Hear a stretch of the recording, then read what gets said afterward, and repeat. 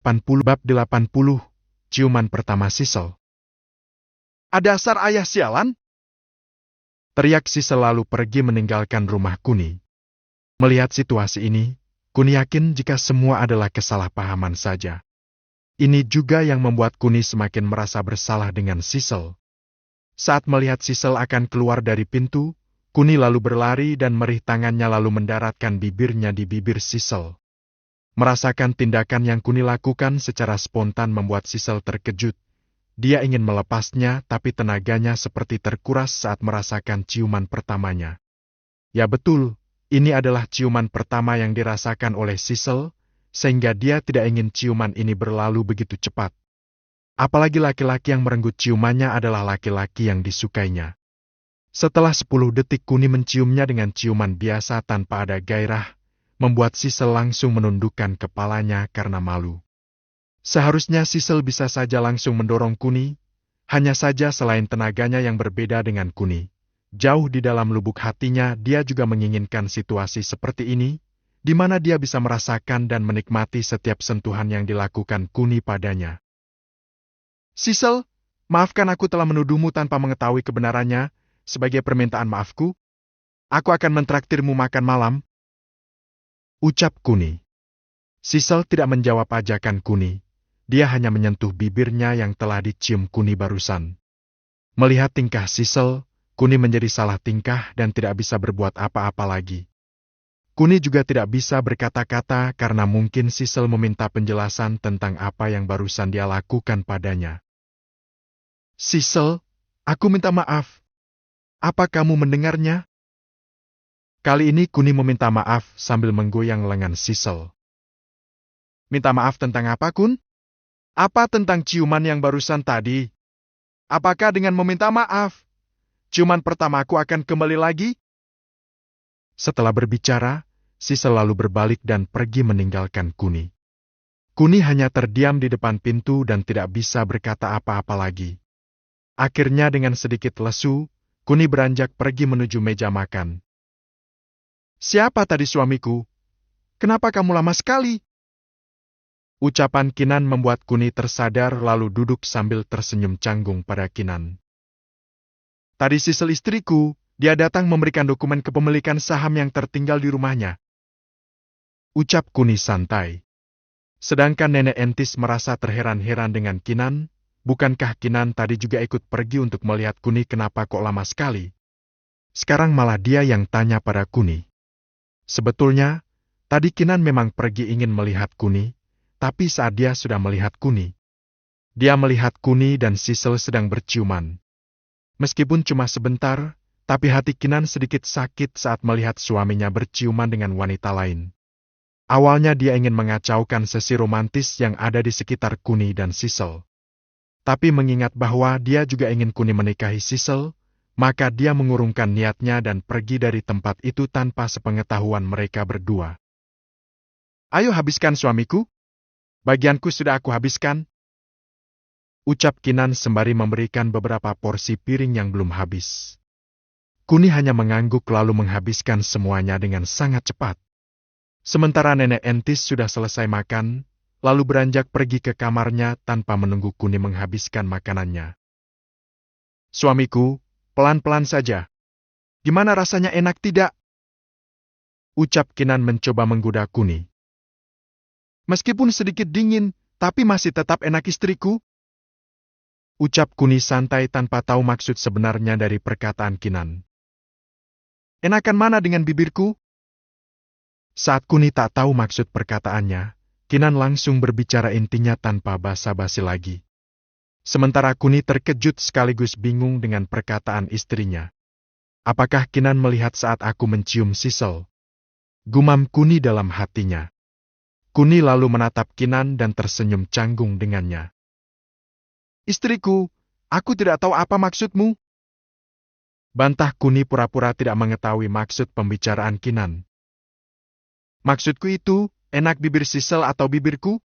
Suamiku, aku udah lihat tadi kalau kamu sudah mencium Sisel. Ucap Kinan santai sambil tersenyum pada Kuni. Lagi-lagi Kuni hanya tersenyum canggung dan tidak tahu harus berkata apa lagi. Pokoknya hari ini adalah hari yang membingungkan bagi Kuni, karena apa yang terjadi di antara mereka, Kuni selalu menjadi orang yang tidak bisa berucap apapun. Jika malam ini kamu tidak jujur, aku akan tidur dengan nenek saja. Ancam Kinan saat melihat Kuni membisu seperti patung museum. Jangan begitu istriku, aku berjanji tidak akan mendekati Sisel lagi. Ucap Kuni dengan nada merengek padanya.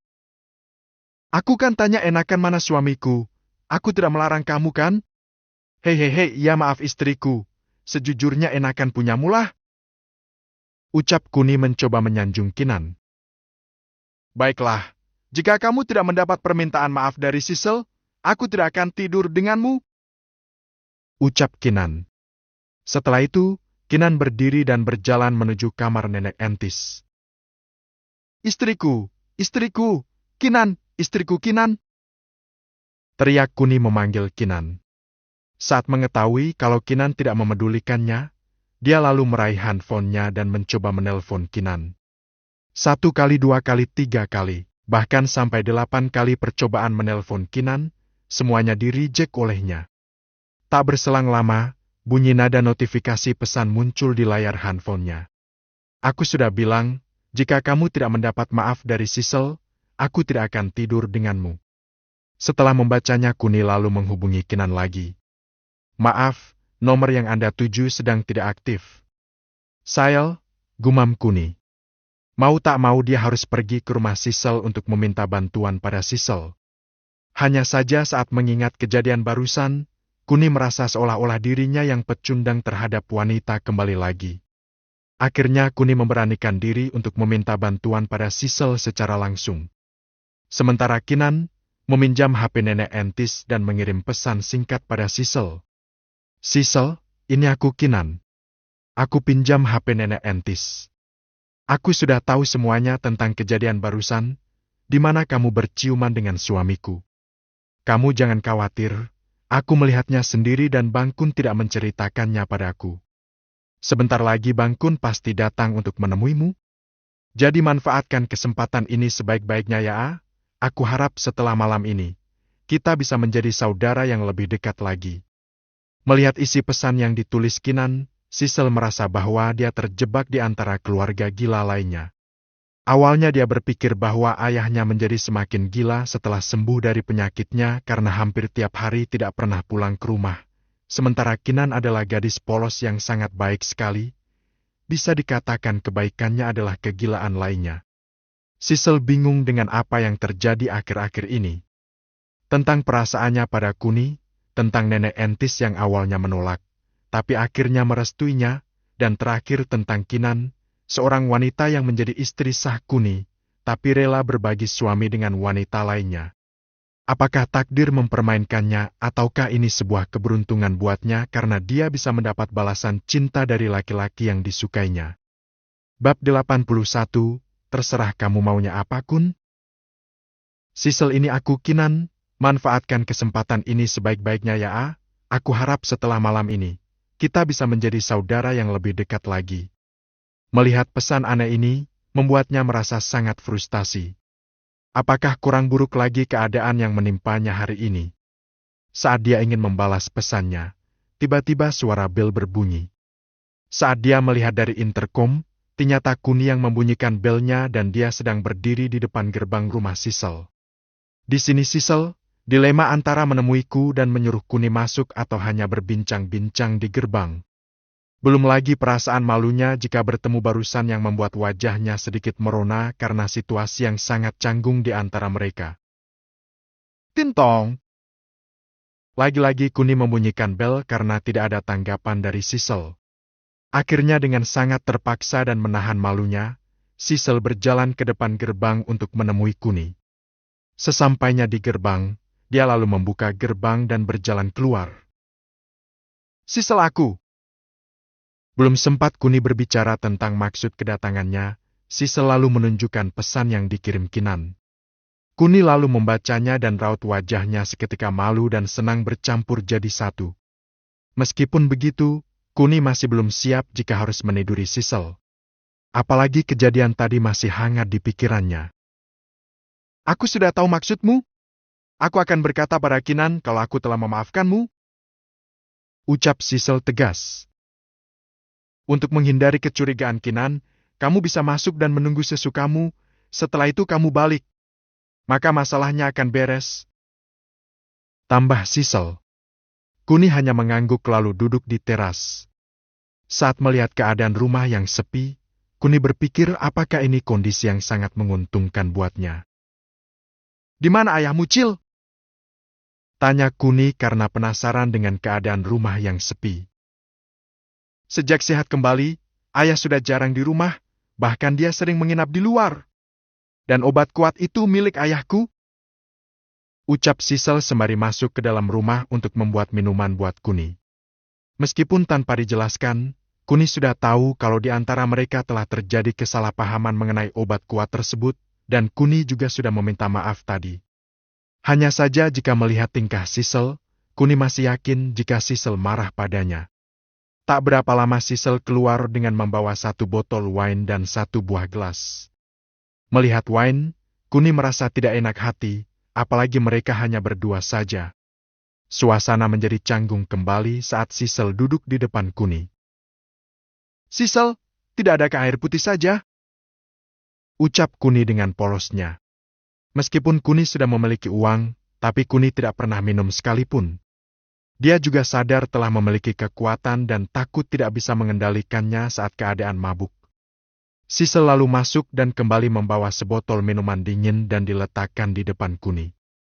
Lalu dia membuka botol dan meminumnya segelas demi segelas sampai dia sudah terlihat mabuk. Bahkan wajahnya yang awalnya cemberut, tiba-tiba menjadi senyum-senyum sendiri. Akibat pengaruh alkohol yang diminumnya. Melihat Sisel sudah mabuk dan meracau dengan melepaskan semua unek-unek di hatinya. Kuni hanya bisa pasrah saat mendengar semua keluh kesahnya. Hai Yikun, apakah aku kurang cantik? Apakah aku tidak menarik sehingga kamu tak menghiraukanku? Salah satu racauan Sisel yang sedikit jelas dan berbekas di hati Kuni. Kuni merasa jika Sisel tulus menyukainya sehingga di setiap racauan Sisel selalu tentangnya. Hanya sesekali dia meracau tentang ayahnya yang sudah berubah sejak dia kembali sehat sehingga jarang ada di rumah sekarang.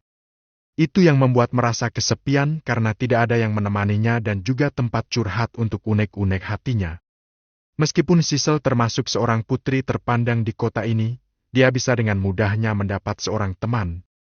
Hanya saja, teman yang dia punya mungkin adalah teman yang memanfaatkannya untuk mendapat kerjasama dan keuntungan bagi keluarga besarnya. Karena kasihan dengan Sisel, lalu Kuni menggendongnya dan memasukkannya di kamar pribadi Sisel. Sedang Sisel hanya bergelantung dan mengikat kedua tangannya merangkul Kuni. Saat Kuni meletakkan Sisel di kasurnya, tiba-tiba Sisel tidak mau melepaskan pegangan tangannya di leher Kuni. Jangan pergi Kun, temani aku malam ini. Aku mohon jangan pergi. Racau Sisel tak mau melepas Kuni. Kuni lalu meraih dahi Sisel dan menciumnya sekaligus mengaliri energi kehidupan agar Sisel bisa kembali normal kembali.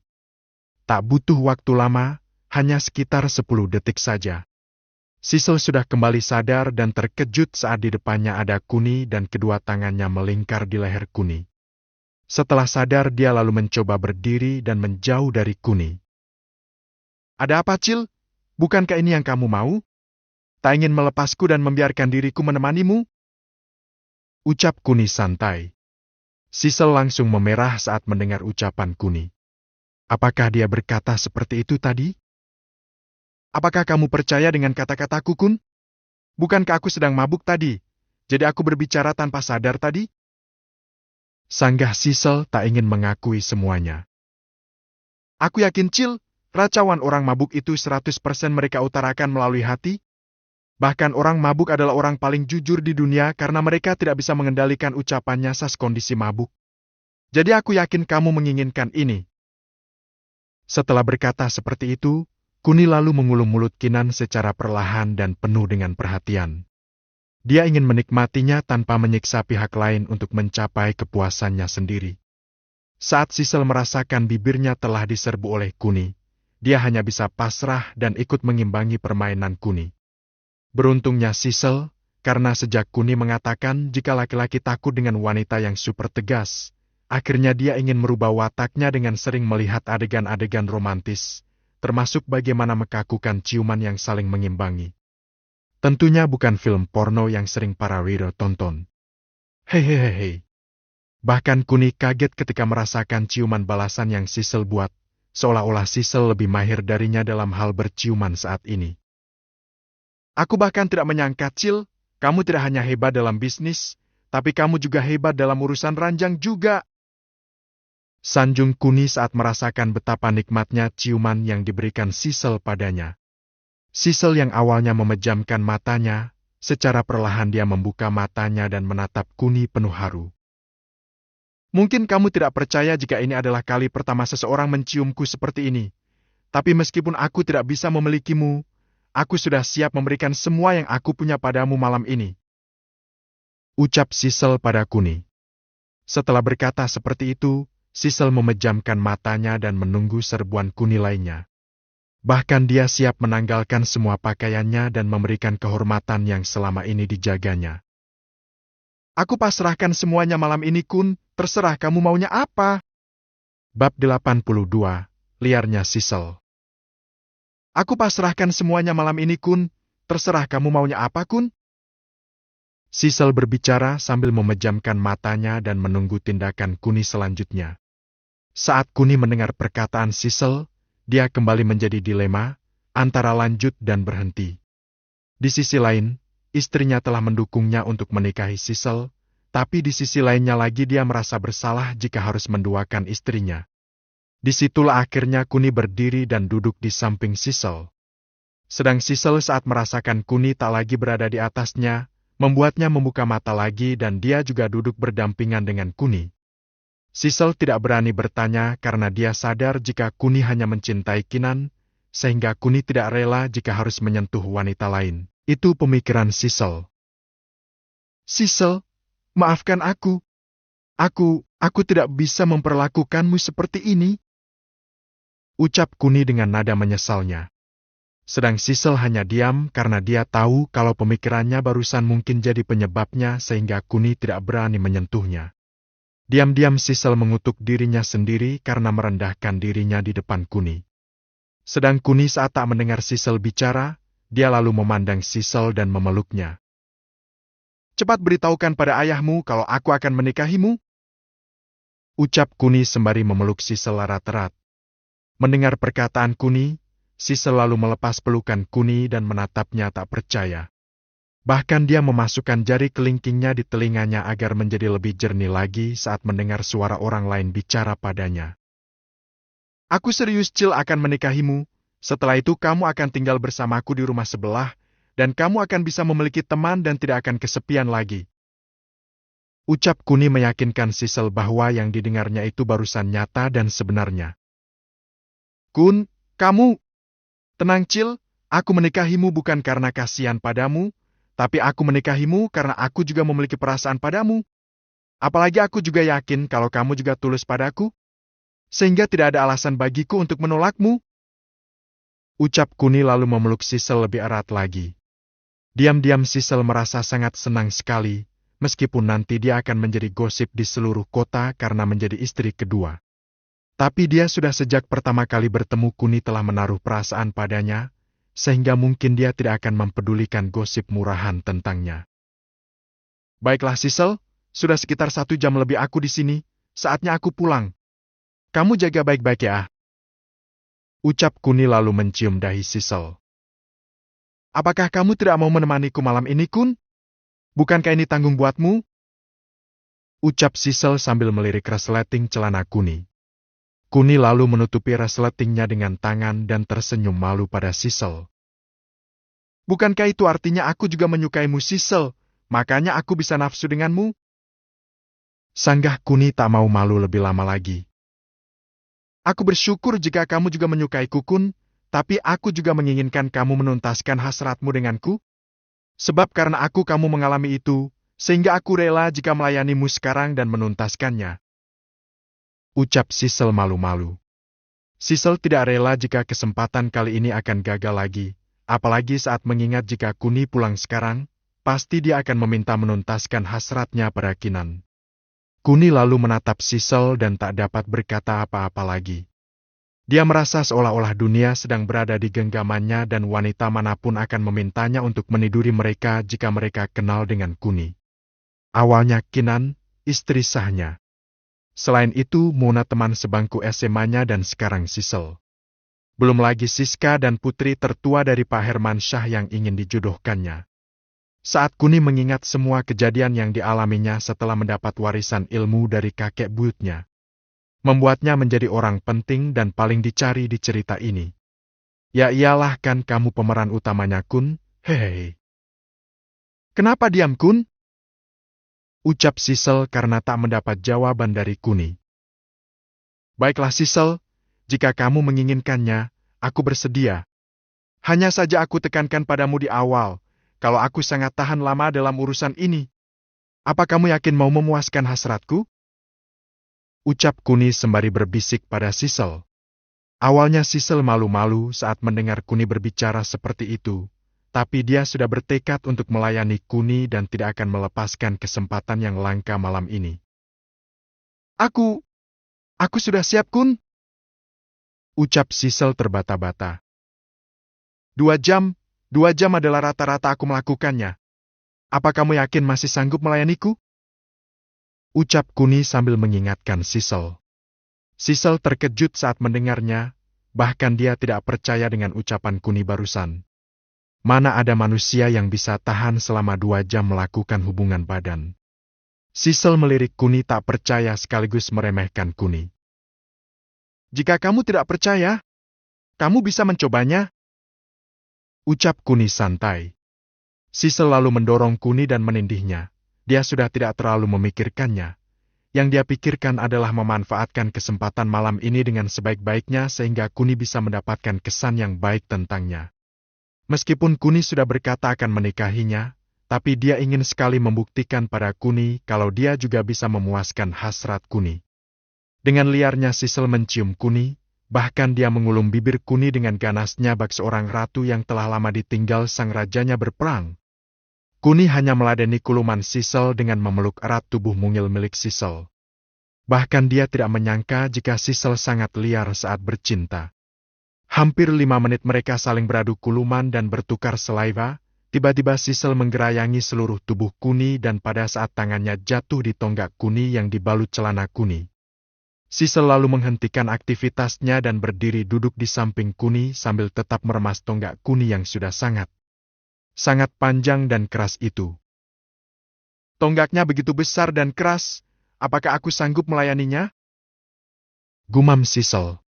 Melihat Sisel duduk di sampingnya, Kuni lalu melepas semua pakaiannya dan juga meraih baju Sisel untuk menanggalkannya. Awalnya Sisel kaget ketika Kuni menyentuh pundaknya, tapi segera sadar kembali lalu membuka bajunya sendiri. Kuni hanya melepas pengait bra milik Sisel dan tubuh Sisel sekarang sama dengan Kuni. Seluruh bagian atas tubuhnya tidak memakai apa-apa, hanya bagian bawahnya yang masih memakai celana lengkap.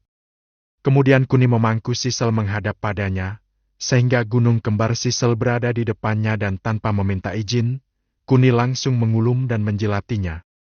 Ah, desah Sisel saat gunung kembarnya dimainkan dengan lidah Kuni, tak lupa sesekali Kuni menyedotnya dengan penuh gairah sehingga Sisel mau tak mau menggeliat hebat karena rasa geli-geli nikmat yang pertama kali dirasakannya itu. Akun, kamu, apandai sekali ahah. Kun? Racau Kinan kala Kuni hanya memainkan puting gunung kembarnya. Meskipun gunung Sisel tidak sebesar Kinan, tapi saat ini, saat Sisel merasa birahinya sudah memuncak, gunungnya yang kecil terasa padat sekali. Itu yang membuat Kuni semakin gila mempermainkan gunung Sisel. Bab 83, Sisel kedatangan tamu. Akun, kamu, apandai sekali ahah. Kun? Racau Sisel. Mendengar racauan Sisel, Kuni semakin menggila. Meskipun dia tetap dengan mengontrol kesadarannya supaya tidak hilang kendali dan menyakiti Sisel. Semakin lama Kuni memainkan lidahnya di area gunung kembarnya, semakin Sisel merangkul kepala Kuni dengan erat. Kun, Desahan demi desahan selalu terlontar dari mulut Sisel. Itu membuat Kuni semakin bersemangat dan semakin bergairah. Tiba-tiba Kuni menghentikan aktivitasnya dan melihat wajah Sisel yang merona dan matanya sayu karena terlalu lama menahan birahinya. Setelah itu Kuni berdiri dan menarik rok Sisel dan juga kancutnya. Sisel hanya diam dan sudah tidak malu lagi saat seluruh tubuhnya yang telah telanjang bulat dan dilihat oleh Kuni. Kuni lalu mendudukan Sisel di tepi kasur dan dia siap memberikan serangan lanjutan dengan mengulum mahkota Sisel yang terlihat kecil dan imut itu. Saat Kuni membuka kedua paha Sisel, dia bisa melihat mahkota Sisel yang kecil dan berwarna merah muda. Kuni semakin semangat dan mencoba menyeruak dan melihat di dalam mahkota Sisel. Saat melihat ada warna merah di dalam tepi klitorisnya, Kuni sedikit terkejut lalu berbicara sedikit kecewa dengan Sisel. "Sisel, jangan bilang jika kamu sudah waktunya tanggal merah."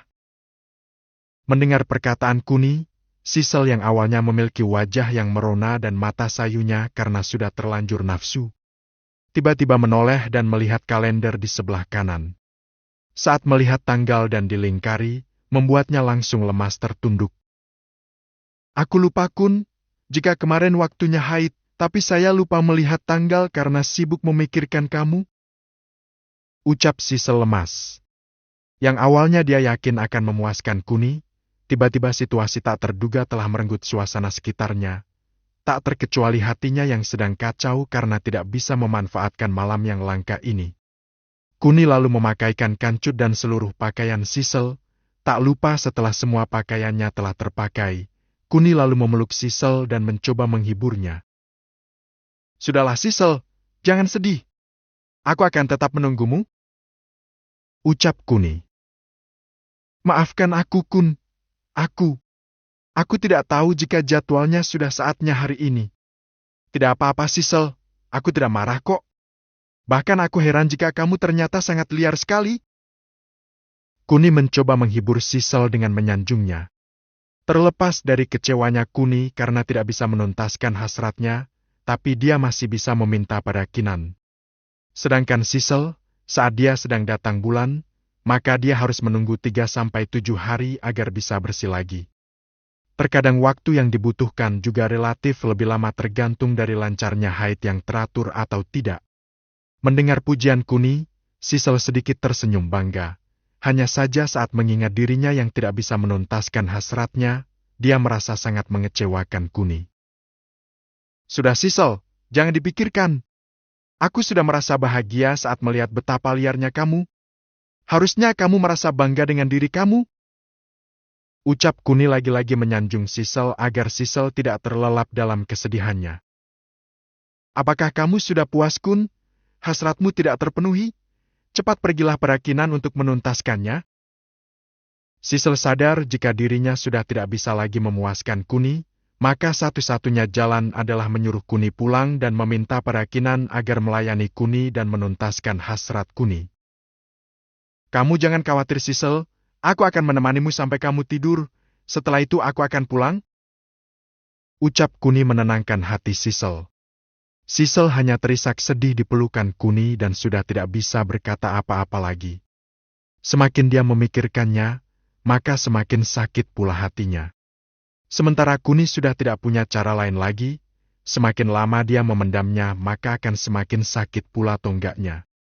Akhirnya Kuni memakai sedikit kekuatannya untuk mengelus rambut Sisel dan membuatnya tertidur dengan pulas. Setelah Sisel pulas tertidur, dia lalu beranjak dari rumah Sisel dan pergi ke rumahnya untuk bertemu istrinya Kinan. Saat memasuki kamarnya, Kuni melihat Kinan sedang tertidur telentang. Waktu menunjukkan jam 10:40 saat Kuni memasuki kamarnya. Akhirnya dia berjalan ke arah Kinan lalu menggerayangi tubuh Kinan dengan penuh nafsunya. Saat Kinan merasakan ada seseorang yang menyentuh tubuhnya, lalu dia bangun dan melihat Kuni sudah berada di depannya. Suamiku, kenapa sudah pulang?" ucap Kinan sambil mengucek matanya. Kuni lalu menyosor mulut Kinan dengan ganasnya tanpa membalas ucapannya. Mendapat perlakuan yang sangat liar membuat Kinan terkejut dan mau tak mau dia hanya bisa merintih sambil mencoba mendorong Kuni. Tapi sialnya, tenaga Kuni lebih besar dan dirinya juga sudah dalam keadaan nafsu, sehingga tenaga Kinan perlahan-lahan menghilang dan hanya nafsu birahinya yang semakin lama semakin memuncak. Hanya dalam waktu kurang dari 3 menit, Kinan sudah kehilangan kontrol atas dirinya dan yang awalnya suara rintihan, kini berubah menjadi suara orangan kenikmatan yang tertahan oleh bibir Kuni. Desahan Kinan semakin lama semakin keras dan menggema di dalam kamarnya. Melihat Kinan sudah dalam keadaan yang sudah siap bertempur, Kuni lalu melepas cumbuannya dan segera menanggalkan semua pakaiannya dan pakaian Kinan sehingga hanya dalam hitungan detik saja, mereka berdua sudah dalam keadaan telanjang bulat. Suamiku, ada apa denganmu? Kenapa kamu sangat liar begini? Tanya Kinan dengan mata sayunya karena sudah nafsu. Kuni hanya tersenyum lalu menidurkan Kinan telentang. Dengan gaya favoritnya missionary, Kuni memompa Kinan perlahan-lahan tanpa membuat Kinan kesakitan. Meskipun Kuni merasa sangat bernafsu, tapi dia tetap menjaga kesadarannya agar tidak hilang kendali dan menyakiti Kinan. Suara desahan Kinan dikala tonggak Kuni sudah masuk sepenuhnya ke liang mahkotanya. Semakin Kuni memompa, semakin berirama juga desahan yang Kinan ucapkan dan selaras dengan tonggak Kuni yang maju mundur di liang mahkotanya. Oh, suamiku, aku, enak racau Kinan saat menikmati geli-geli nikmat yang sering dirasakannya pada hampir setiap malam. Sementara Kuni memompanya sambil membayangkan jika orang yang digagahinya adalah Sisel, mungkin lain-lain ceritanya. Hanya dalam waktu kurang dari 10 menit, Kinan sudah meminta Kuni untuk menaikkan tempo karena dirinya akan segera mencapai puncak. Kuni hanya mengangguk lalu menaikkan tempo perlahan agar tidak membuat Kinan sakit. Suamiku, lebih cepat lagi.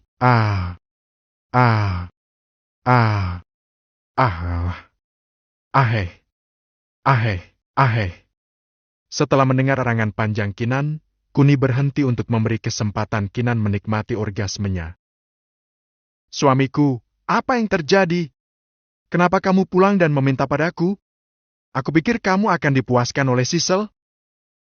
Setelah nafas Kinan berangsur pulih, lalu dia bertanya pada Kuni kenapa dia bisa pulang secepat itu. Bukan gayanya jika Kuni bermain cepat dan tidak lama. Pasti ada sesuatu, gumam Kinan dalam hatinya. Bab 84, Aku akan memuaskanmu suamiku. Suamiku, apa yang terjadi? Tanya Kinan. Kuni hanya tersenyum lalu melanjutkan permainannya memompa Kinan. Kali ini dia memompanya dengan tempo yang sedikit dipercepat, sehingga gesekan antara tonggak dan mahkota Kinan telah membuat sensasi yang lebih nikmat lagi, di mana arangan dan desahan Kinan semakin memacu adrenalin di antara mereka. Enak suamiku. Desah Kinan karena merasakan surga dunia yang tidak bisa diungkapkan dengan kata-kata. Apalagi Kuni memompa Kinan sambil mengulum gunung kembarnya yang membuat tonggak Kuni sampai mentok dan jeduk-jeduk seperti suara bass musik DJ yang menghipnotis semua orang yang mendengarnya. Desahan Kinan dikala Kuni memaju mundurkan tonggaknya diselingi dengan cumbuannya membabat habis mulut Kinan. Kinan hanya bisa mendesah dan menggeliat-geliat hebat saat menikmati betapa nikmatnya rasa yang dirasakannya saat ini. Rasa geli-geli nikmat ini terus saja menghujam dirinya tanpa jeda dan membuatnya tersenyum puas pada suaminya itu. Di saat semua wanita di dunia ini banyak yang tidak puas dengan servis yang diberikan oleh suaminya, tapi tidak dengan Kinan. Kinan menjadi wanita yang sangat beruntung di dunia ini, karena dia bisa menikmati sekaligus mendapatkan kepuasan yang sangat-sangat puas sekali dalam aktivitasnya bercinta olahraga malam. Bisa dikatakan jika Kinan adalah wanita beruntung lainnya yang bisa menikmati kepuasan sampai tuntas dalam urusan bercinta. Setelah hampir 20 menit setelah mencapai klimaks pertama, Kinan memberi isyarat pada Kuni agar menaikkan temponya karena dia akan merasakannya lagi. Tapi bukannya menambah tempo, Kuni justru berhenti dan tersenyum jahat seolah-olah ingin menyiksa Kinan dengan perlahan. Suamiku, kan aku mintanya naikin tempo. Rajuk Kinan karena rasa nikmatnya tak kunjung dirasakannya. Ganti posisi istriku. Gaya de gay style. Ucap Kuni dan menarik Kinan bangun. Kinan lalu bangun dan langsung nungging, meskipun sedikit kecewa, tapi Kinan tetap melakukan apa yang diinginkan Kuni. Blush, ah! Teriak Kinan sesaat setelah tonggak Kuni masuk sepenuhnya. Kemudian Kuni mempompanya dengan tempo yang sangat cepat sehingga rasa geli-geli nikmat itu bisa dirasakan Kinan dengan sangat cepat. Terlepas dari suara arangan keduanya yang saling bersahutan, Kinan sangat menikmati posisi degai ini karena tonggak Kuni seolah-olah lebih besar dan lebih panjang lagi. Au ahas, suamiku. Desah Kinan karena dia sudah ingin mencapai puncak lagi. Sementara Kuni semakin mempercepat lajunya karena dia juga akan mencapai puncak juga.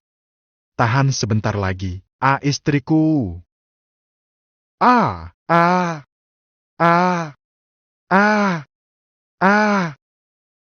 Arar gurgo. Akhirnya mereka mencapai puncak bersama, dan Kinan langsung terjatuh telungkup saat sudah tidak kuat menahan badan Kuni yang jatuh di atasnya. Suara nafas mereka yang besar seolah-olah menandakan betapa puasnya mereka melakukan aktivitas olahraga malam ini. Setelah itu, Kuni tidur telentang di pinggir Kinan sambil memeluk Kinan yang masih telungkup menahan aliran nafasnya yang terengah-engah, seolah-olah dia habis berlari jauh tanpa berhenti sedetik pun. Suamiku, sudah bisa kamu ceritakan padaku? Kenapa kamu kembali padaku dan melampiaskannya padaku? Apa yang diberi Sisel masih kurang? Ucap Kinan penasaran. Kuni hanya tersenyum lalu mengulum bibir Kinan yang sedang menghadapnya itu.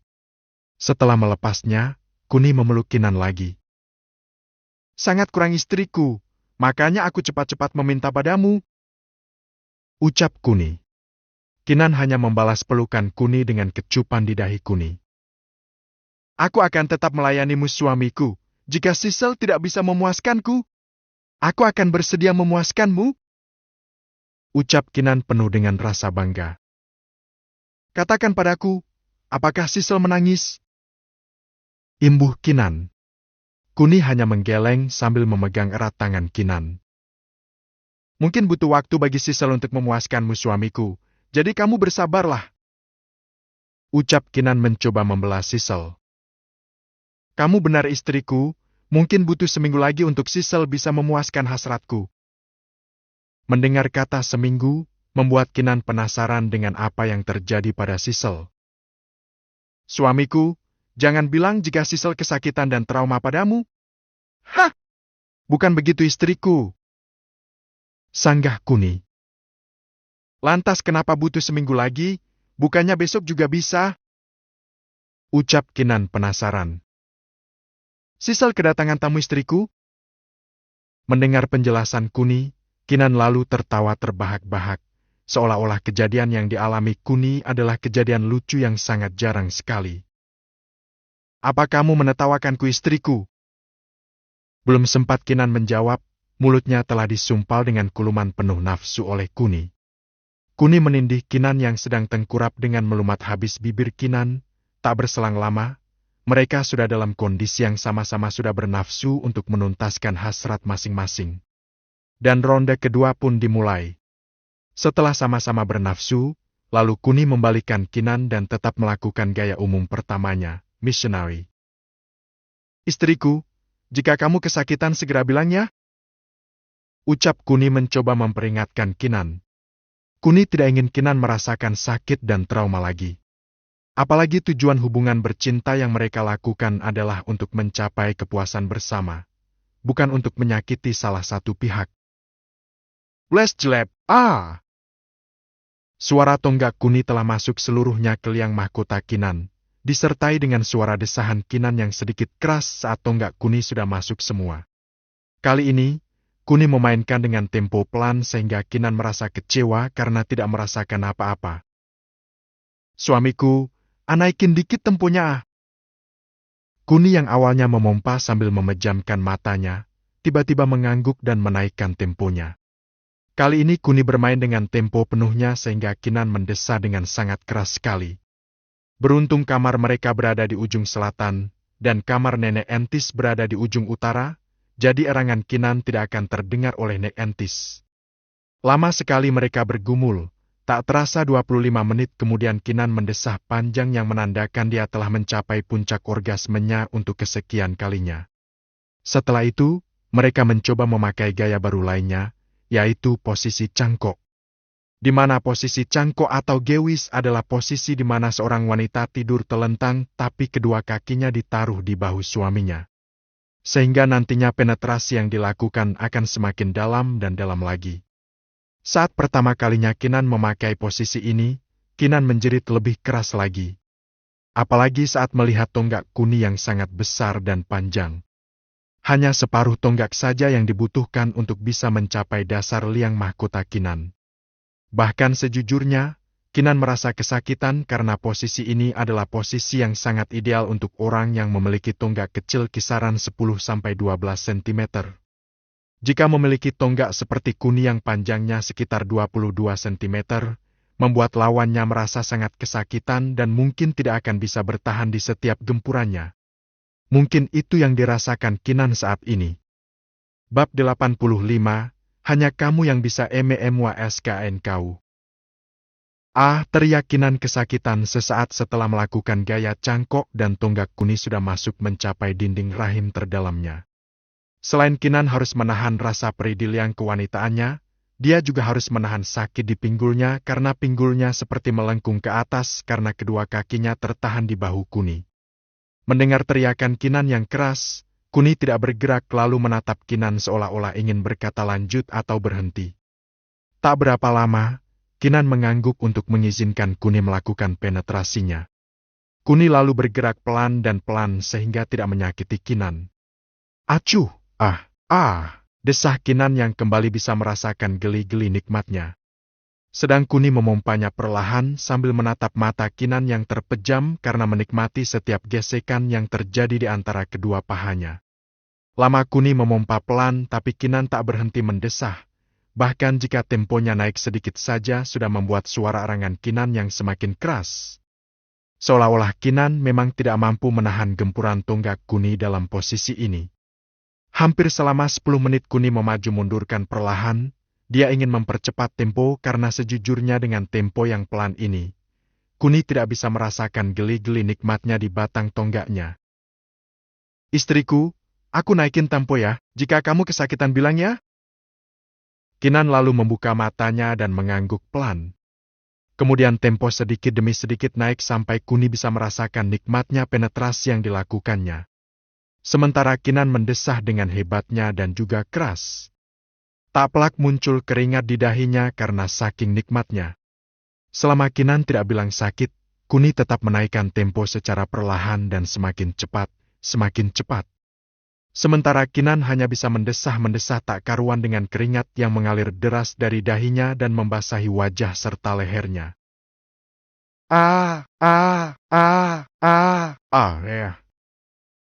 Desah Kinan yang semakin lama semakin keras. Bahkan Kinan dengan cepat mencapai orgasmenya kedua hanya dalam posisi cangkok ini. Sementara Kuni sangat menikmatinya, di mana tonggaknya dapat dengan mudah menyentuh dinding rahim Kinan dan membuat sensasi yang sangat nikmat tak terkira. Dirasa sudah ingin mencapai puncak, Kuni menambah tempo yang semakin cepat sekali, sehingga membuat Kinan menahan nafas untuk merasakan setiap gempuran yang dilakukan Kuni. Dan desahannya sudah tak beraturan bahkan tidak terkontrol lagi di mana suaranya yang keras telah memekikan telinga Kuni. Jika mereka bercinta di rumah Kuni yang lama ataupun di rumah Kinan yang lama, saya yakin sebagai penulis, desahan Kinan akan terdengar oleh tetangga mereka sampai 5 rumah jauhnya. Istriku, auci ocesh.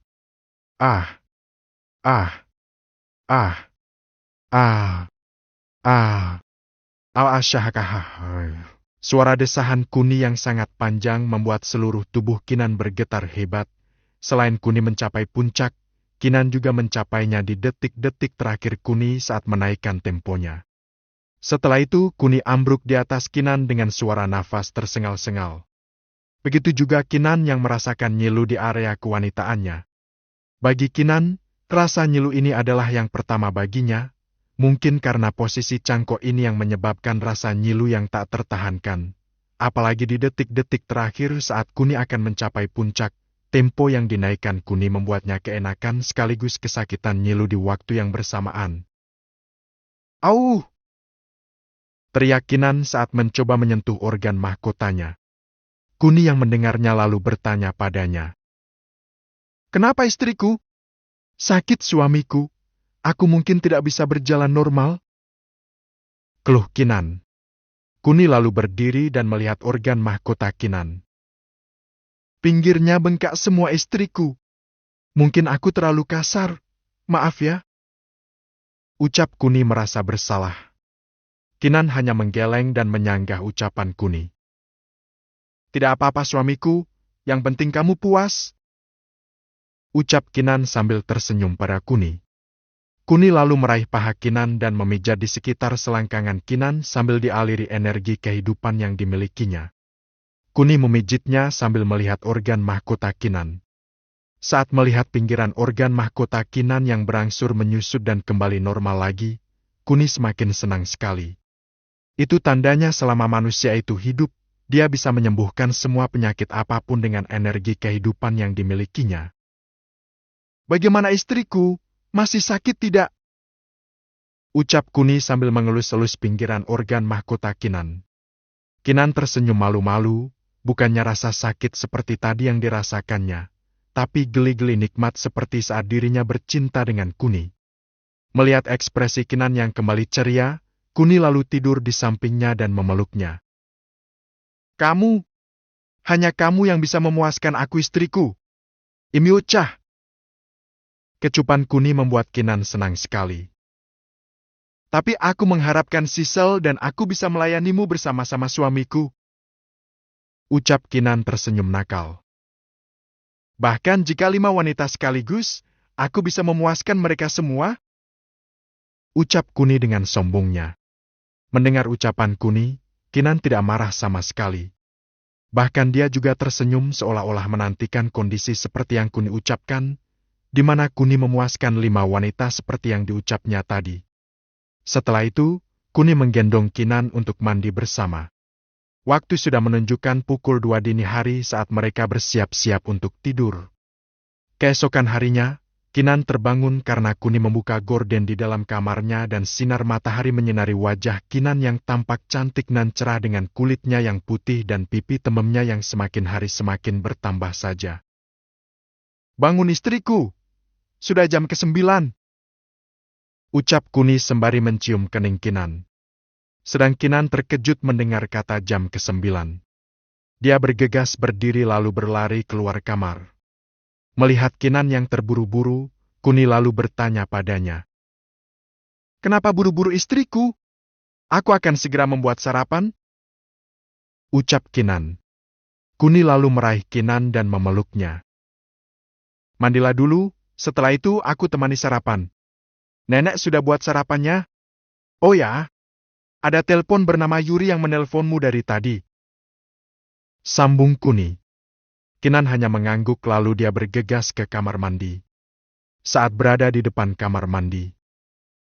Suamiku, apa kamu tidak mau mandi bareng? Goda Kinan. Lupakanlah istriku, kamu nanti akan punya kelas mengemudi jam 1 siang, jadi jangan lupakan itu. Ucap Kuni sembari menatap layar HP-nya.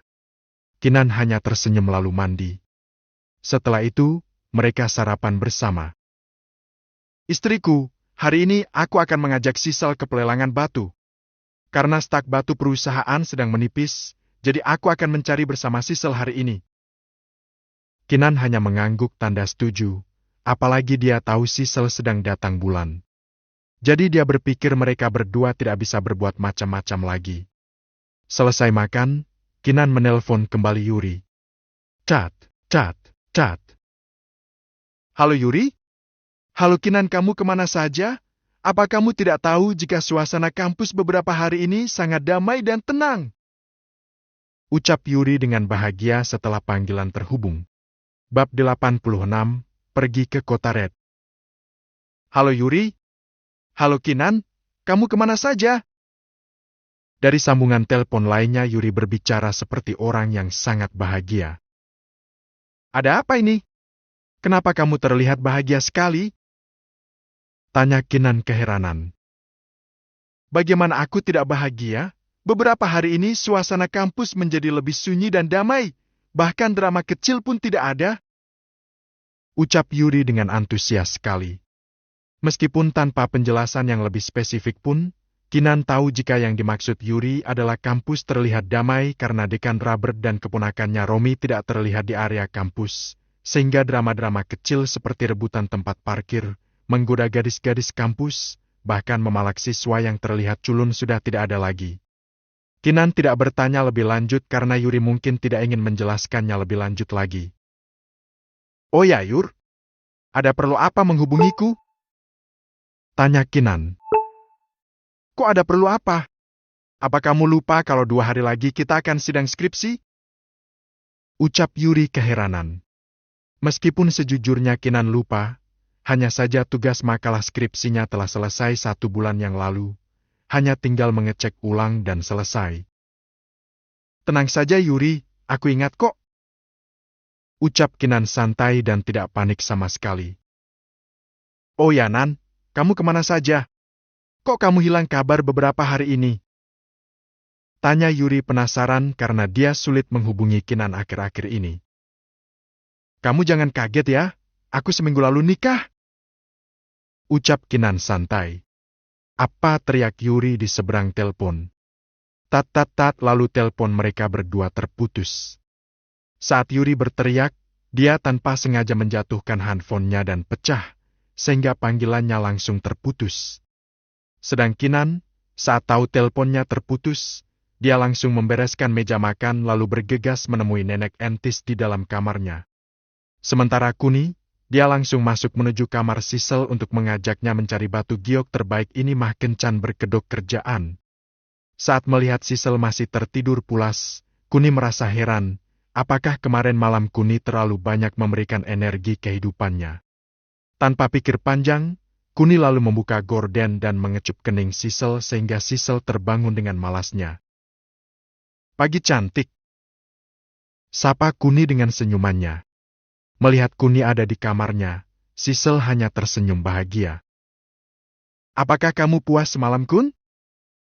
Ucap Sisel tanpa berkedip menatap Kuni. Kuni mengabaikan ucapan Sisel dan bertanya balik kepada Sisel. Apa kamu tidur nyenyak Hani? Ucap Kuni. Sisel hanya menggeleng pelan sambil tersenyum pada Kuni. Bagaimana aku bisa tidur nyenyak jika aku mendengar desahan Kinan yang sangat keras sekali? Apa kamu bermain kasar semalam?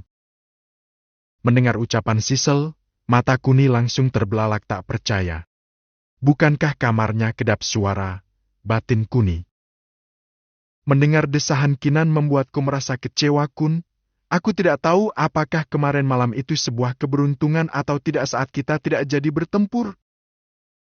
Kuni langsung berdiri dan menutup mulutnya yang ternganga karena tak percaya dengan apa yang dikatakan Sisel. Sisel, apa kamu yakin mendengarnya? Ucap Kuni masih meragukan ucapan Sisel. Sisel lalu mengambil handphone dan memutar ulang perekamnya. Istriku, auci oches.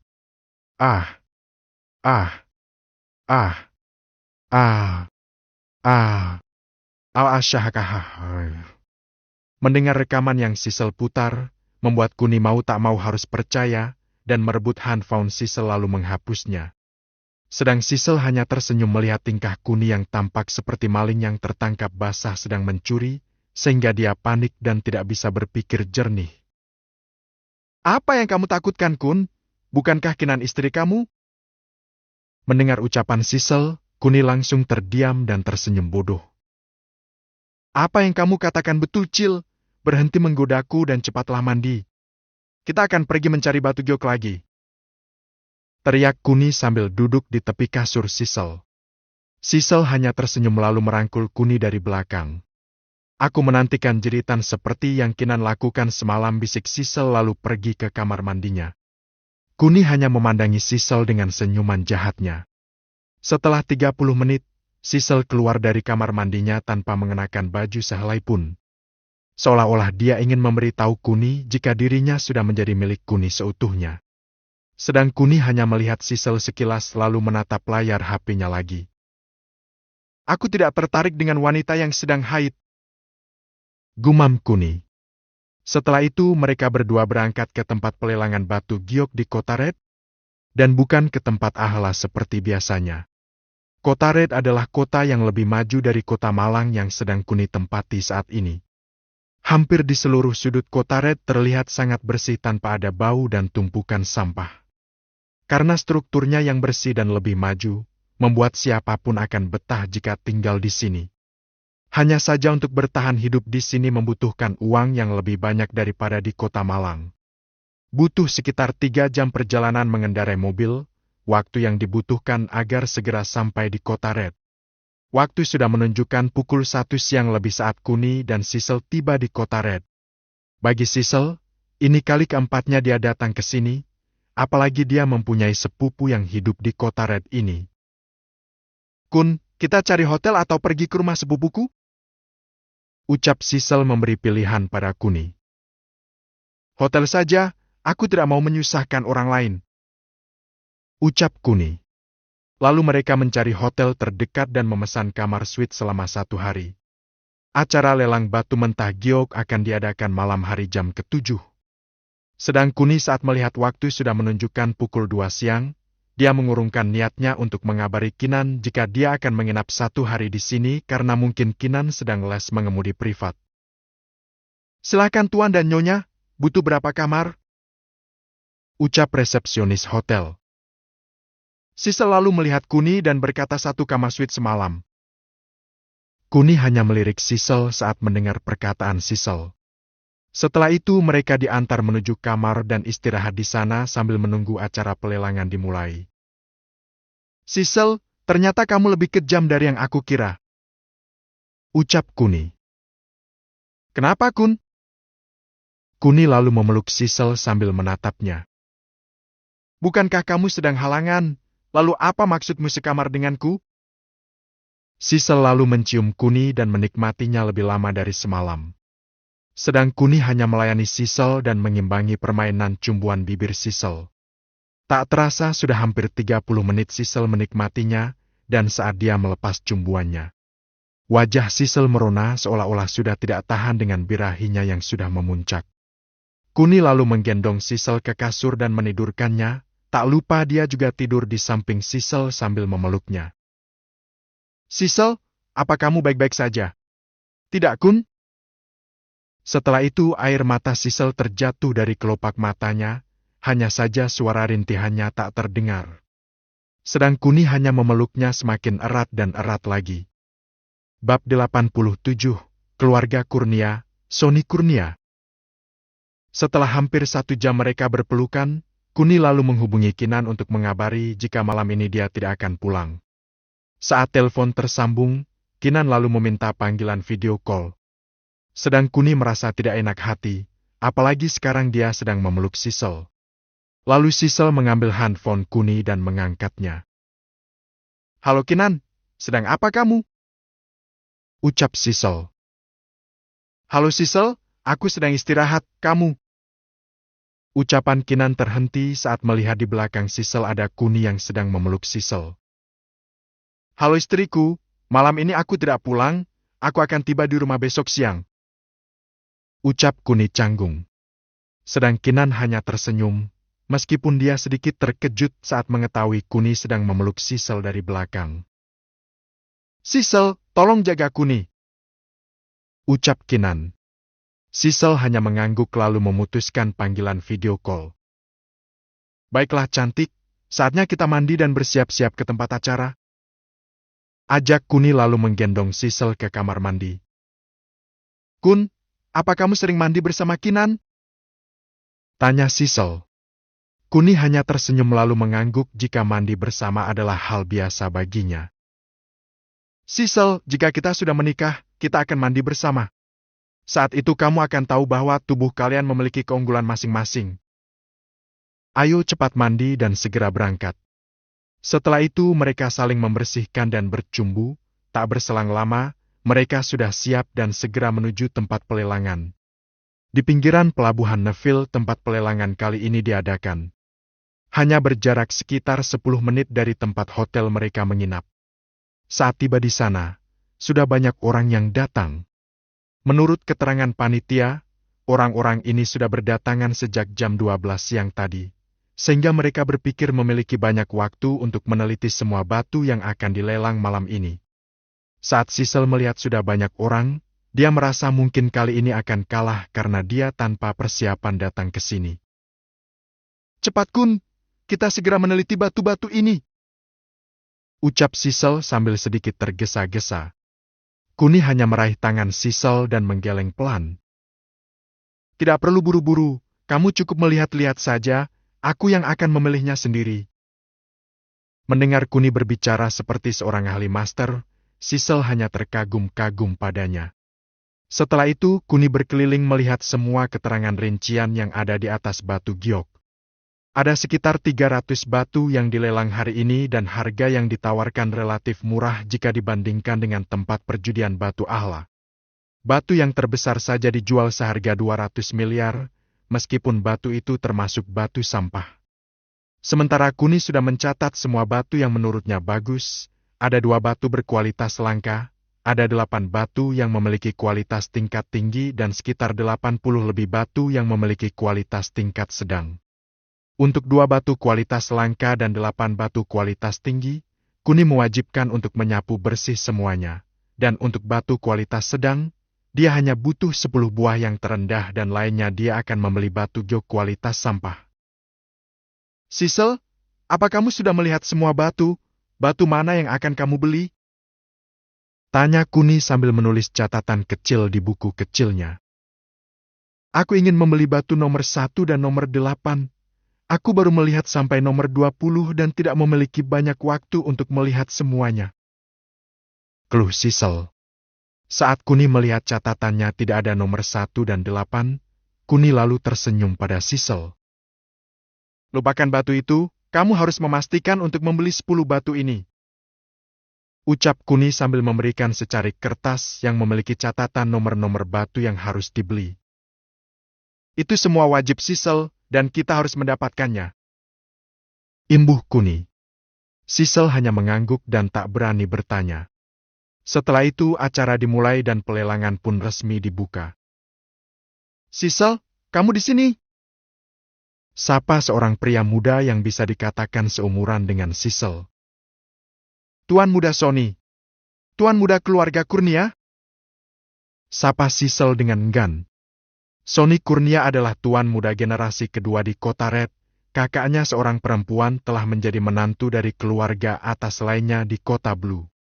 Meskipun keluarga Kurnia bukan keluarga kelas atas, tapi jika dilihat dari kedudukan keluarga Hartanto, maka keluarga Kurnia masih berada di atas keluarga Hartanto.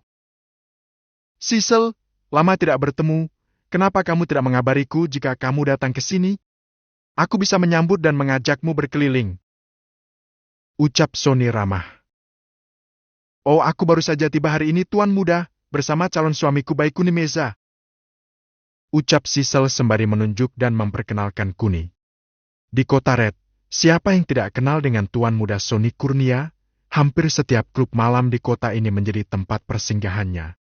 Meskipun bukan dari keluarga atas, keluarga Kurnia mendapat dukungan dari pihak militer sehingga 3 keluarga atas yang di kota Red tidak ada yang berani membuat masalah dengan keluarga Kurnia.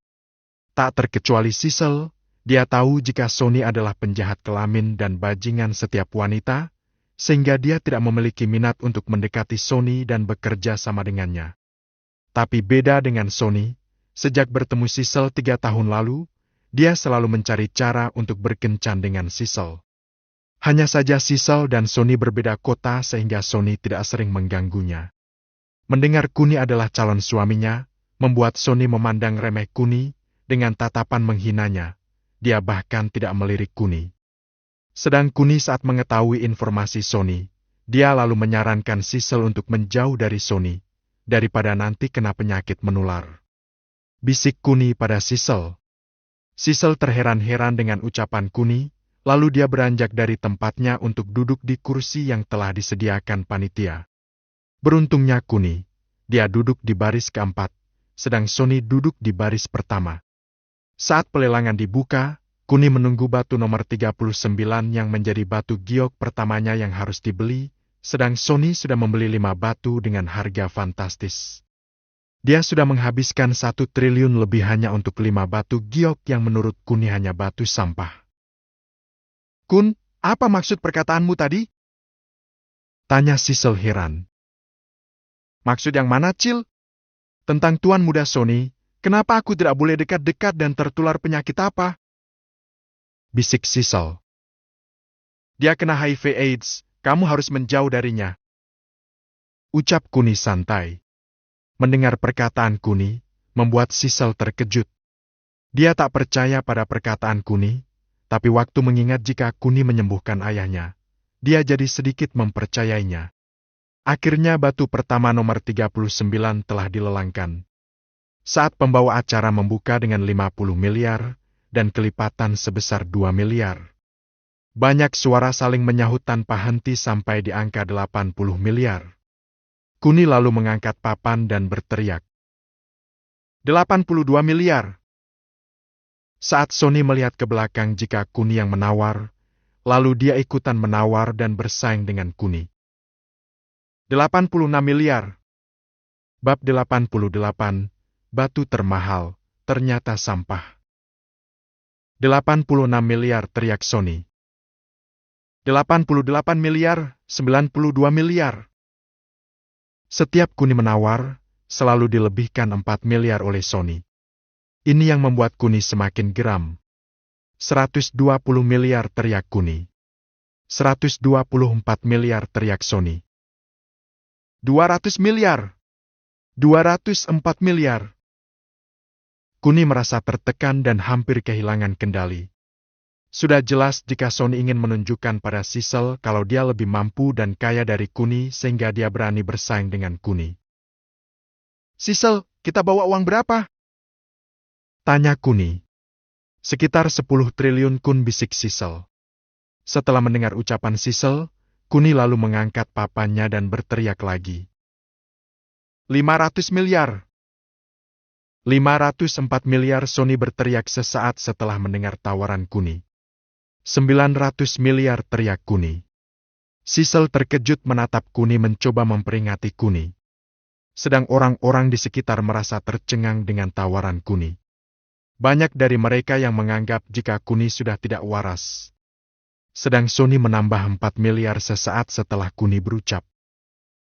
904 miliar 1. 904 miliar 2. 904 miliar 3. Batu nomor 39 milik Tuan Muda Sony. Ucap pembawa acara. Sony langsung berdiri dan memberi salam pada semuanya karena telah memenangkan batu tersebut. Tak lupa dia juga tersenyum pada Sisel dan juga Kuni dengan tatapan menghina dan merendahkannya. Dengan 6 batu yang dimiliki Sony, dia sudah menghabiskan 2 triliun. Kuni diam-diam tersenyum licik pada Sony. Untung saja batu nomor 39 adalah batu kualitas rendah yang jika dijual seharga 280 miliar saja. Adapun Kuni dengan sengaja menawar hampir 1 triliun adalah untuk menguras habis uang yang dibawa oleh Sony. Akhirnya Kuni menawar setiap 2 kali batu giok yang dilelang dan semua yang Kuni tawar adalah batu kualitas sampah semua.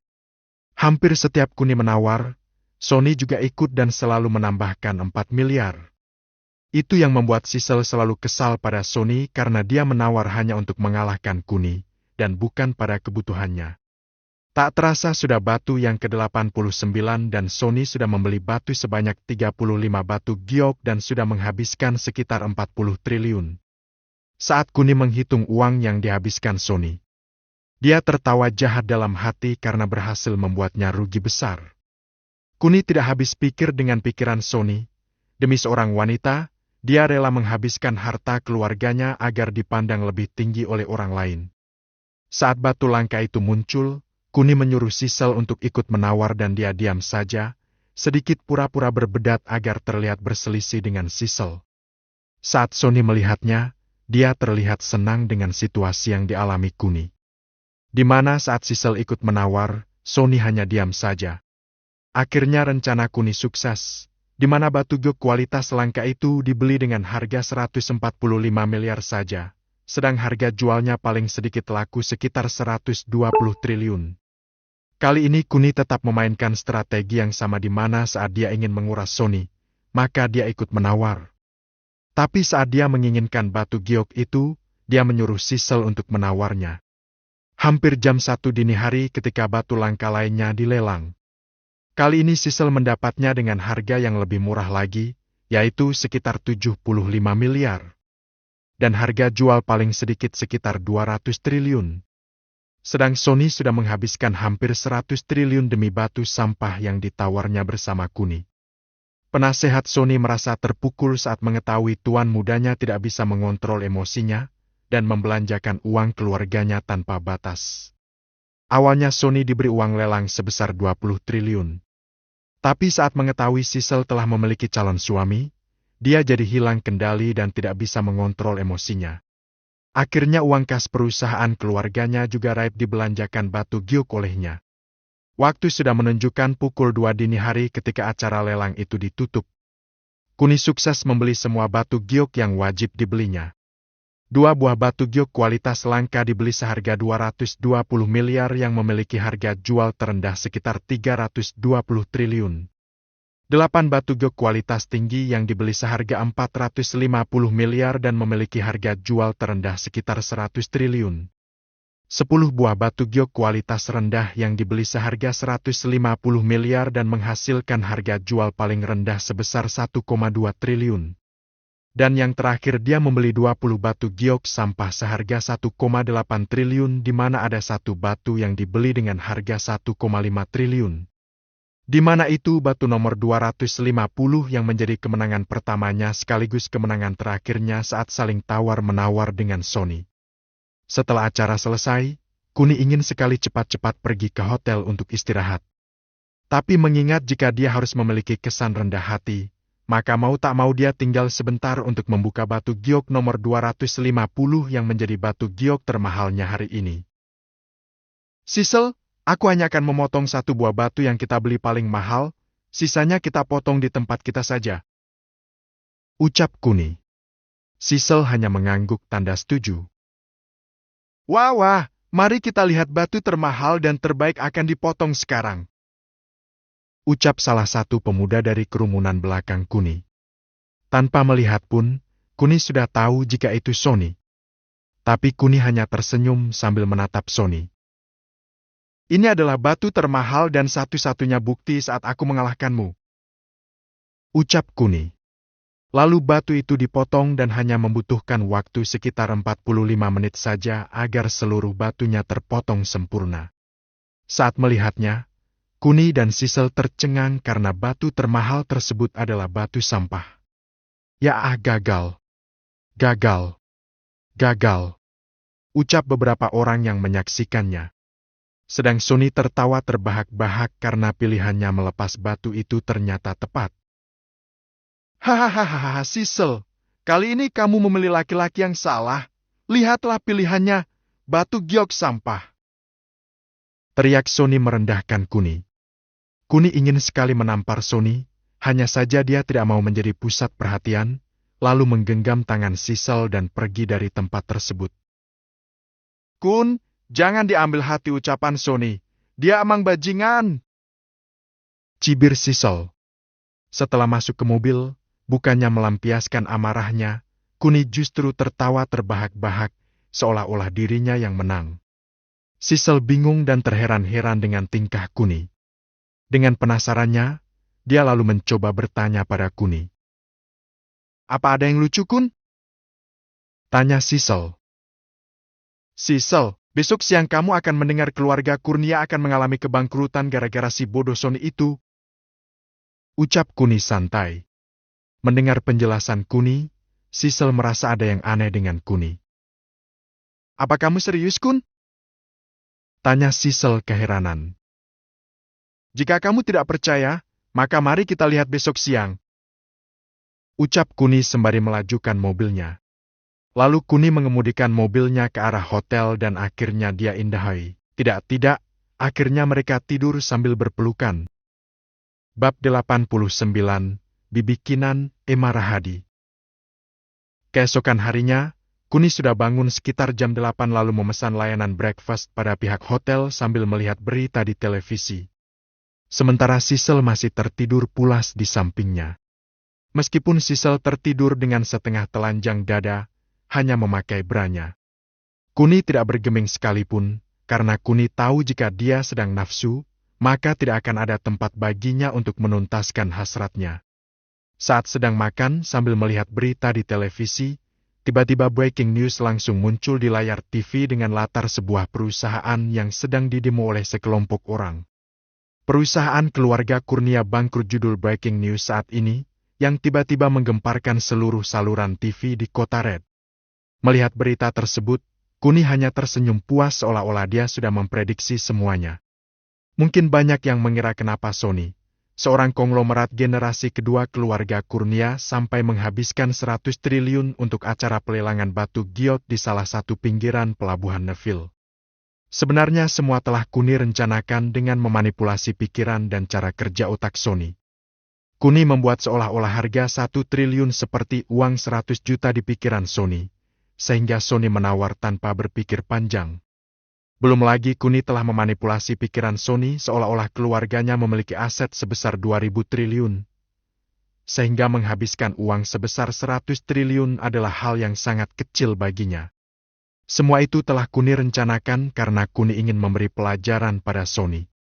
Tatapan liar Sony pada Sisel telah membuat Kuni murka, hanya saja Kuni memendamnya dan tidak terlalu menghiraukannya. Hanya saja saat dia dengan sengaja menantang Kuni di batu giok nomor 39, di saat itulah Kuni memanipulasi pikiran Sony sehingga tampak normal, tapi nyatanya Sony bertindak sesuai dengan apa yang dipikirkan Kuni. Saat Kuni melihat kepala keluarga Kurnia berbicara sambil menunduk, dia sebenarnya iba. Hanya saja Andi Kurnia, ayah Sony, sama brengseknya dengan anaknya. Karena Kuni bisa melihat jika Andi Kurnia juga mengidap penyakit yang sama dengan anaknya, Sony. "Sisel, cantik, bangunlah. Apa kamu tidak mau sarapan?" ucap Kuni sambil menggoyang pelan tubuh Sisel. Sisel masih sedikit mengantuk, tapi anehnya kepalanya tidak pusing karena kekurangan tidur. "Kamu pesan apa, Kun?" tanya Sisel sambil mengucek matanya. "Aku pesan yang istimewa. Aku pesan dari keluarga Kurnia," ucap Kuni santai. Mendengar ejekan Kuni, Sisel hanya tersenyum malu. "Apa kamu cemburu, Kun? Aku tetap ingin menikah denganmu dan jika bukan kamu, maka tidak untuk orang lain," ucap Sisel sambil memeluk Kuni dari belakang. "Berhenti menggombal dan lihatlah televisi." Sisel mengira jika Kuni cemburu pada Sony. Tapi dia lupa semalam jika Kuni telah berbicara bahwa besok pagi akan ada berita yang menggemparkan baginya. Mata Sisel membesar tak percaya saat membaca judul berita di televisi tersebut. Bahkan yang di berita itu adalah keluarga Kurnia, keluarga yang berada di atas dari keluarga Hartanto. Keluarga Kurnia yang secara kedudukan lebih besar dari keluarga Hartanto bisa bangkrut hanya dalam hitungan jam. Saat Sisel melihat waktu yang sekarang dan menghitungnya, hanya sekitar 6 jam setelah acara lelang batu giok selesai langsung menyatakan bangkrut. "Kun, apa berita ini asli?" ucap Sisel masih meragukan kebenarannya. "Sisel, lihat siarannya. Itu channel nasional yang berpusat di kota Rich. Jadi berita ini pasti sudah menyebar juga di kota Malang," ucap Kuni santai. Setelah itu, Sisel mencoba menghubungi ayahnya, tapi nomornya tidak aktif. "Kun, bagaimana kamu melakukannya?" ucap Sisel setelah beberapa saat yang lalu dia terdiam tak percaya dengan berita yang ada di depan matanya. "Apa maksudmu, Cil? Aku ingat kemarin malam kamu bilang jika keluarga Kurnia akan bangkrut, lalu bagaimana kamu melakukannya? Dan dari mana kamu tahu?" ucap Sisel keheranan. Kuni hanya tersenyum saat memandang Sisel. "Kamu kenapa berpikir terlalu jauh, Cil? Jika kemarin malam aku beli semua batu giok itu seharga 100 triliun dan tidak menghasilkan apa-apa, menurutmu bagaimana nasibku selanjutnya?" Tanya Kuni santai. Sisel berpikir sejenak lalu berkata dengan acuh tak acuh. Bangkrut. Tapi Kun, bagaimana kamu tahu? Ucap Sisel masih tidak bisa berpikir secara logika. Sudah jangan banyak pikir, kita segera mandi dan pulang. Ucap Kuni lalu menggendong Sisel menuju kamar mandi. Lepas Kun, lepas, aku bisa jalan sendiri. Teriak Sisel. Setelah itu mereka melajukan mobilnya menuju kota Malang. Saat di perbatasan lampu merah, Kuni melihat pengemis kecil yang sedang berjalan menuju wanita kusam di pojokan. Awalnya Kuni tidak menghiraukannya, hanya saja saat melihat kondisinya yang kurus kering, dan duduk di pangku seorang wanita yang kusam, membuatnya iba dan menepikan mobilnya. Sebenarnya Kuni penasaran dengan nama wanita kusam itu, sepertinya mirip dengan seseorang. Apalagi saat mengingat Sisel yang hanya sarapan sedikit karena dia sedang tidak nafsu makan. Mungkin dengan makan di pinggir jalan bisa membuat moodnya kembali. Kenapa berhenti Kun? Kita makan dulu, aku masih lapar. Sahut Kuni. Setelah itu dia duduk di meja tepi jalan sambil melihat ke arah anak itu. Sisel, kamu pilih makanan yang mana? Aku akan menelpon dulu. Setelah itu Kuni mencoba menghubungi Kinan. Cat. Halo suamiku? Halo istriku, aku ingin bertanya apa kamu sedang sibuk sekarang? Tanya Kuni. Tidak suamiku, ada apa? Sahut Kinan. Bukankah kamu bilang jika kamu punya saudara di kota Red, lalu bolehkah aku tahu nama mereka? Kenapa suamiku? Nanti aku ceritain. Sekarang kamu sebutin nama saudaramu istriku. Bibiku yang ada di kota Red bernama Emma Rahadi suamiku. Setelah mendengar perkataan Kinan di telepon, Kuni lalu menatap wanita kusam yang sedang duduk di pojokan pinggir jalan dan melihat namanya Emma Rahadi. Lalu dia mematikan telepon Kinan tanpa berkata dan berjalan menuju wanita kusam tersebut. Bibi Emma, apakah Anda Bibi Emma Rahadi? Tanya Kuni setelah berjarak 5 meter dari wanita kusam tersebut. Mendengar namanya disebut, Emma lalu berdiri dan berlari menjauh dari Kuni sambil menggendong anaknya yang berusia sekitar 8-9 tahun tersebut. Tunggu, saya tidak berniat jahat pada Anda. Teriak Kuni sambil mengikuti Emma. Jangan dekati aku, pergi. Teriak Emma. Aku mohon tinggalkan aku, pergi. Teriak Emma sambil terisak tangis. Hampir 50 meter Kuni mengikuti Emma sambil menjelaskan kalau dia tidak berniat jahat. Tiba-tiba Kuni dihadang 3 laki-laki yang menakutkan dan memiliki tampang yang sangat seram. Di mana di sekujur tubuhnya penuh dengan gambar tato-tato menyeramkan semacam tengkorak, hantu dan lain-lain. Merasakan Kuni dihadang, Emma lalu berbalik sambil berkata pada salah satu pria yang paling belakang. Jangan pukul dia, aku sungguh tidak mengenalnya. Pinta Emma. Bab 90, pulang ke kota Malang. Jangan pukul dia, aku sungguh tidak mengenalnya. Pinta Emma.